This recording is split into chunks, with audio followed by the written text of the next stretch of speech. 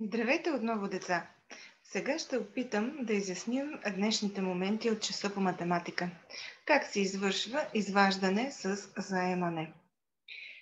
Какво означава това изваждане с заемане? Всъщност, ние не вземаме нищо на заем, за да имаме заемане, и затова може би вече ще разберете, ако ви кажа, че това е изваждане с вземане.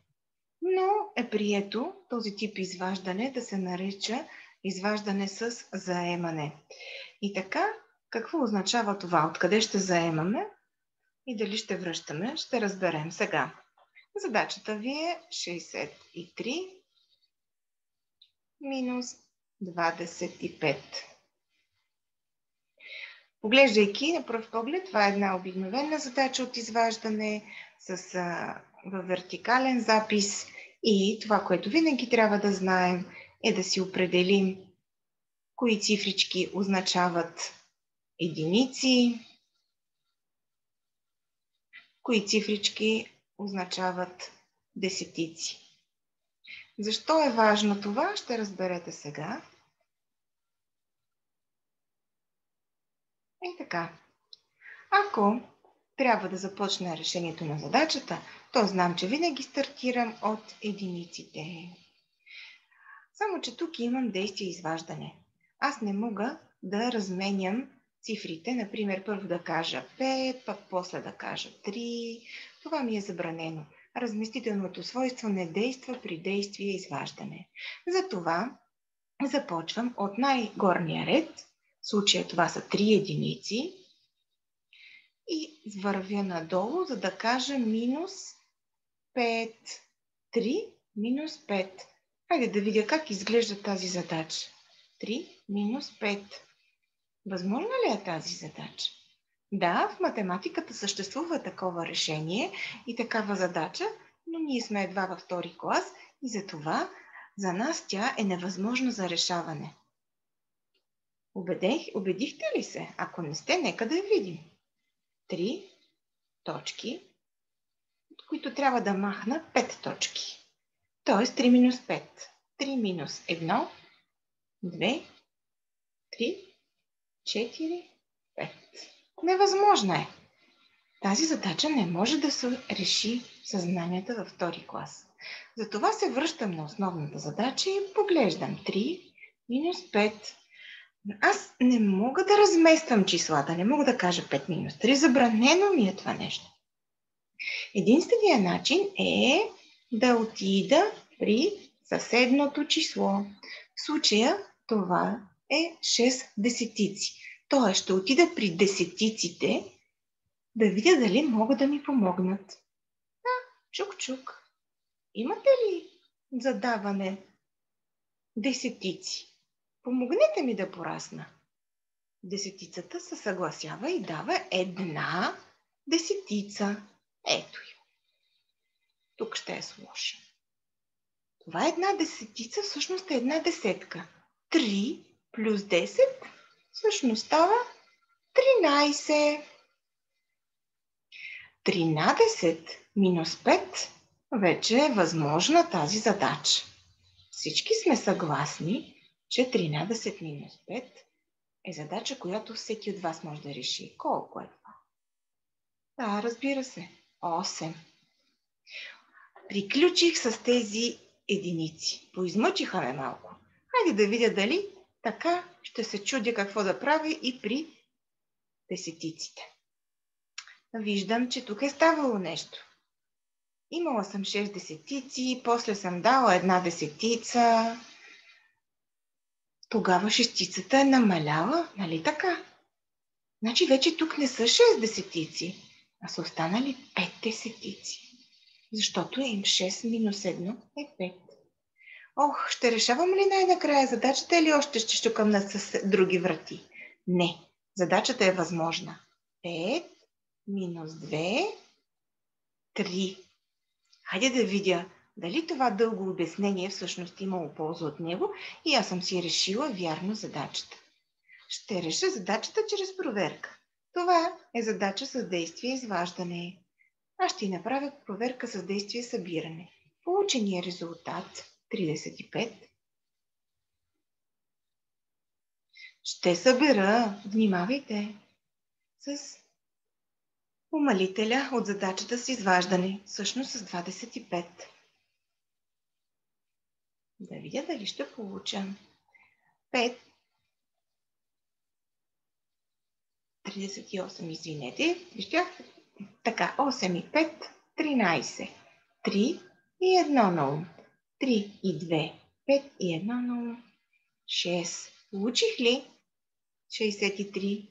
Да, тук под многото бележки всъщност излиза 63 беше първоначалното число. И така смятам.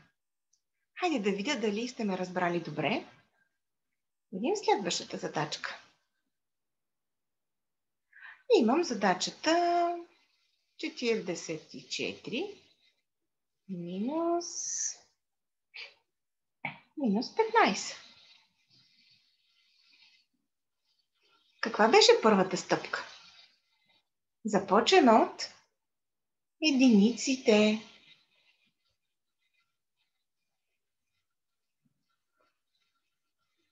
Ето ги. Втора стъпка. Възможно ли е действието? Винаги трябва да се питате, деца. А за да е възможно, просто това число, тази единица трябва да е по-голяма от долната единица. Възможно ли е 4 минус 5? Не. Тогава третата стъпка коя е? Отивам на помощ. Чук-чук. Отивам за помощ. Откъде ще взема помощ? От другарчето ми. 4 ще ми даде на заем една десетица. Само че аз няма да я връщам. Това е безлихвен заем и безсрочен и такъв заем, който не се връща. Той дава една десетица и аз получавам 14. 14 минус 5, 9. Хайде сега да видя. Десетиците, всичко с тях наред ли е? Всичко наред ли е? Не. Каква е тази огромна черна точка, която стои тук? Да, точно така. Тук вече не са 4 десетици, а са останали само 3. Спомняте ли си, че те бяха така любезни да дадат една десетица? И така, задачката е 3 минус 1, 2. Получих като разлика 29. Хайде да видя дали съм работила вярно. Да направя проверка. Щом имам действие изваждане, проверката ще направя с обратното действие. Събиране. Проверка. 29. Какво каза, ще ти използвам? Действие събиране. Плюс 15. 9 плюс 5. 14. 4, 1 на 1 и 2, 3 и 1, 4. О, невероятно! Работила съм вярно. Разбира се, ако следваме стъпките, проверяваме единиците. Питаме се, възможно ли е действието. Отиваме за помощ при десетиците. Смятаме десетиците, като не забравиме, че ако има точка, значи са ни услужили. И веднага се сещаме да си правим проверка. Ако спазваме всички тези стъпки, винаги ще получаваме верен резултат. Искам да обясня и как работим, когато имаме хоризонтален запис. Защо е толкова важно? Например, случая е задачата е 57 минус 28. Така. За да не допуснем грешка, тази задача се решава по абсолютно същия начин, както и предишната. Само че тук е много важно да не се объркаме, да си кажем хубавичко кои са ми единиците, аз ще ги отцветя в жълто, и кои са десетиците. В зелено ще ги отцветя. И така, Започвам да решавам. Идвам, това е първото число, 57.